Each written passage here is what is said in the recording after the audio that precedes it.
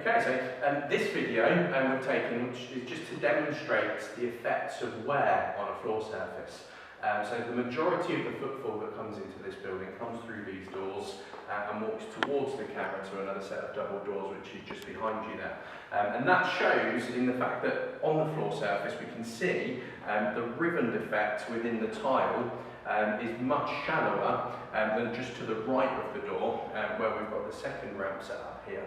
Now the camera should be able to just about pick up that where the ribbon defect is deeper in the tile, it's actually holding more contamination, and the floor actually looks a significant amount dirtier than the centre of the floor here. Now, what we generally expect to find is in an area where the floor is worn, the slip resistance will be marginally less than the area where it's not worn, and then when we have our wet results as well, that will exaggerate that. So I'm just going to run the slip alert down in dry results. First of all, on our more worn surface, and as a dry result, we've got 115 recorded on our slip alert. Now, in exactly the same conditions on our less worn patch of floor, which also happens to be marginally more contaminated,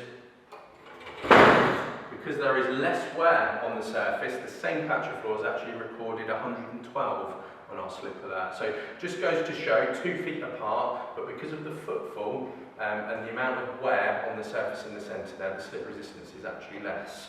So we're going to repeat the results now, but with some water on our floor surface. I'm just going to put a little bit of water down both of the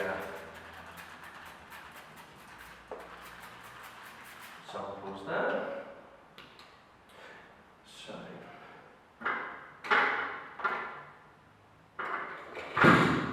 our worn floor has returned a slip alert value of 138, so that the test is fair. I'm going to make sure I've got a dry slider for comparing it to our second result.